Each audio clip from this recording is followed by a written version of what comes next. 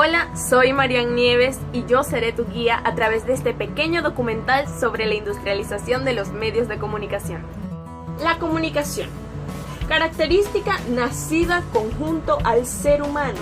Como una característica tan natural ha llegado a ser tan industrializada hasta el punto que el siglo XXI se conoce como el siglo de la comunicación, el siglo de la información automática. Todo nació en el año 1440 con el origen de la imprenta de mano de los hermanos Gutenberg. Esto marcó pautas y cambió el significado de la comunicación humana. Pasó a convertirse en algo más comercial y mucho más masivo. Hablaremos ahora de tres conceptos que tienen mucho que ver con el primer punto. El primer concepto es el capitalismo. El capitalismo es un sistema organizacional, económico y social que designa una población para así gestionar sus servicios y sus bienes. ¿Cuál es la primera característica del capitalismo? Que coloca el capital, más que nada el capital privado, como prioridad. ¿A qué me refiero con esto? El capitalismo es un sistema que se mantiene en constante movimiento, no suele detenerse, gracias a que el ingreso y salida de dinero suele mantenerse en el mismo margen. Segundo concepto, la publicidad. La publicidad es un tipo de medio de comunicación que tiene una función muy particular, además de simplemente comunicar.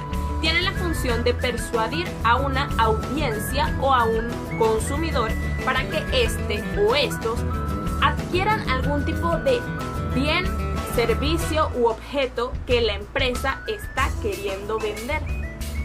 Tercer concepto, el consumo de masas. El consumo de masas es un tipo de comportamiento arraigado más que nada por la conocida sociedad moderna, que es en la cual vivimos, cuya característica principal es la de producir y consumir de manera masífica, y gracias a que se consume y se produce de una misma manera, los precios de estos productos, no vamos a especificar cuáles, se mantienen en un precio accesible para el resto de la población, y entonces el proceso de compra y venta se mantiene en movimiento.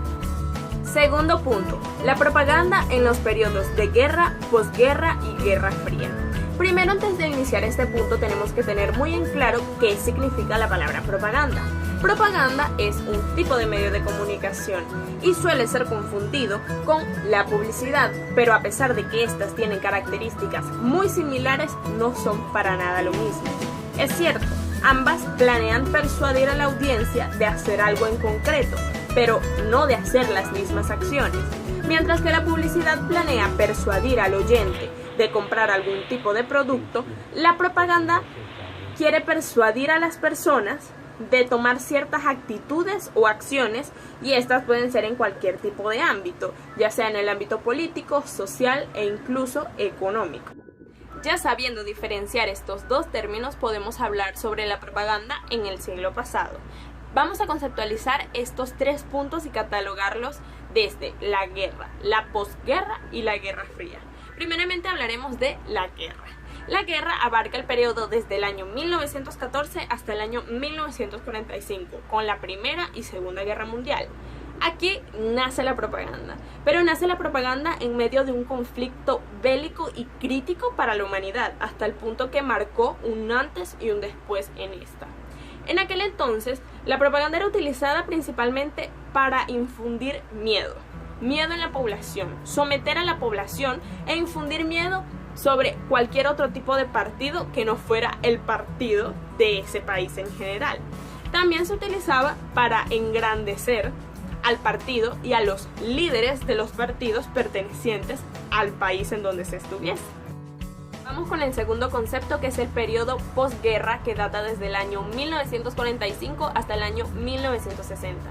Este periodo no se caracterizó por los conflictos armados, pero sin duda la población mundial seguía estando bastante asustada y sometida hacia muchísimas cosas. Se solía callar demasiado todavía, no había mucha libertad de opinión ni nada parecido.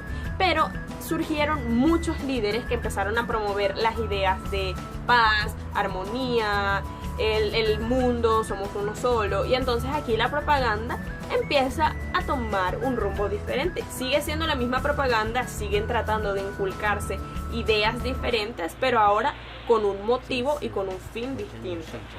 Considero que es muy importante el conocer el verdadero alcance que tiene la propaganda en la sociedad. Es un alcance que rompe las barreras del espacio y las barreras del idioma, pero también rompe las barreras del tiempo. ¿Por qué toco este tema? Porque el tercer concepto es la Guerra Fría, desde el año 1960 hasta el año 1970. Los principales protagonistas de la Guerra Fría fueron Estados Unidos y Rusia. Estados Unidos tomó un rumbo bastante particular utilizando a la propaganda precisamente. En aquel entonces Estados Unidos fomentaba la idea de que Estados Unidos había sido el responsable de que la Segunda Guerra Mundial terminara, ya nosotros conociendo la historia.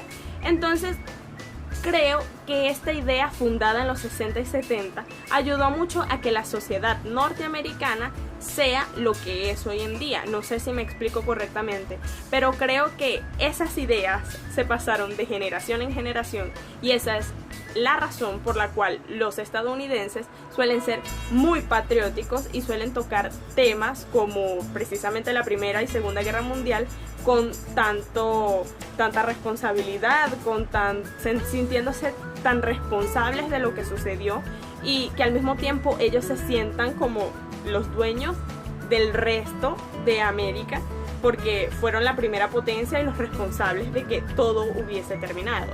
Entonces aquí entendemos que la propaganda sí tiene un deber muy importante con la sociedad, ya que ésta crea las bases de un futuro, crea las bases de lo que será el mañana. Y tal vez una buena propaganda sí es la responsable y sí es gracias a ella que pueden ocurrir cosas tan buenas como que un país se crea realmente el mejor país y termine convirtiéndose tal vez en él. No sé si a veces es necesario creerlo para que así suceda, pero considero que con Estados Unidos sucedió algo así. Los medios de comunicación tienen una labor muy importante con la sociedad humana, ya que tanto lo que dicen como lo que no dicen puede representar un problema sustancial para nuestro futuro.